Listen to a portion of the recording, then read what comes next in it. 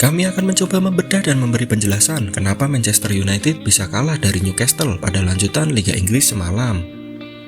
Ada beberapa hal yang patut digarisbawahi atas kekalahan Manchester United semalam. Dan pada video ini, kami akan spesifik membahas beberapa kesalahan yang dilakukan sang manajer Erik ten Hag. Berikut pembahasannya. Kita semua sepakat bahwa Erik ten Hag merupakan manajer jenius yang memiliki segudang taktik dan variasi strategi. Namun, menjadi jenius bukan berarti tidak pernah melakukan kesalahan, dan itulah yang terjadi pada pertandingan semalam. Turun dengan formasi 4-2-3-1, di atas kertas, Erik ten Hag menurunkan Sabitzer serta McTominay sebagai double pivot dan Bruno sebagai attacking midfielder. Manchester United saat ini memang tidak memiliki gelandang bertahan pasca kehilangan Casemiro yang absen karena akumulasi kartu merah. Dua pemain yang diturunkan sebagai double pivot yaitu Sabitzer dan McTominay sama-sama bukanlah seorang gelandang bertahan murni. Secara logika, apabila Sabitzer dan McTominay sama-sama bukan seorang yang natural berposisi sebagai gelandang bertahan, bukankah akan lebih baik jika menempatkan Sabitzer untuk bermain lebih menyerang sebagai box to box? Sebab kita semua tahu bahwa Sabitzer memiliki kemampuan menyerang serta teknik yang lebih baik daripada McTominay. Di samping itu, kami memperhatikan sepanjang jalannya pertandingan, Bruno Fernandes kerap bermain sebagai posisi nomor 8, sedangkan McTominay lebih didorong ke depan untuk mengisi posisi nomor 10. Keputusan ini sangat aneh dikarenakan Bruno adalah pemain yang paling banyak membuat peluang untuk Manchester United musim ini. Sebaliknya, McTominay bukanlah tipe pemain kreatif yang bisa bermain sebagai nomor 10 atau gelandang serang untuk United. Hasilnya, persis selama 45 menit babak pertama, United nyaris tidak pernah membahayakan gawang Newcastle.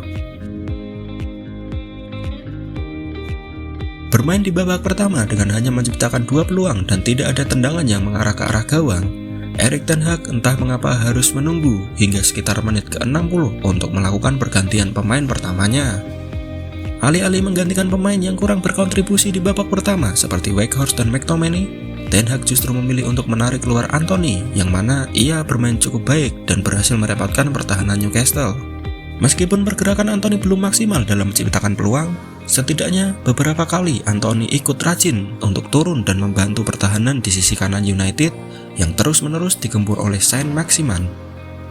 Praktis setelah ditariknya Anthony keluar dan digantikan oleh Sancho, Diego Dalot harus pontang-panting bekerja sendirian. Sebab kita tahu, Sancho adalah pemain yang bertipe flamboyan dan jarang sekali turun untuk membantu pertahanan. 11 laga dan 1 gol di Liga Inggris bukanlah catatan yang baik untuk seorang striker di klub sebesar Manchester United. Weghorst adalah pemain yang terpaksa didatangkan akibat kondisi darurat krisis striker yang dialami oleh United pada Januari lalu. Didebaknya Cristiano Ronaldo, cederanya Martial, serta ogahnya Glazer menggelontorkan dana untuk belanja pemain, membuat ten Hag mau tak mau harus mengambil Weghorst dengan status pinjaman guna mengisi posisi striker, terlepas dari kualitas yang memang masih jauh dari apa yang diharapkan. Pada pertandingan semalam, striker utama United Anthony Martial terlihat sudah pulih dari cedera dan mampu diturunkan sejak menit pertama. Namun entah mengapa, ten Hag memilih Weghorst untuk tampil sebagai starter.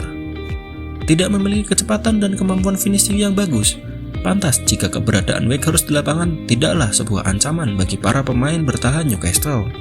Akibatnya, Newcastle berani memainkan high up press dan membuat United sangat sulit untuk mengembangkan permainan.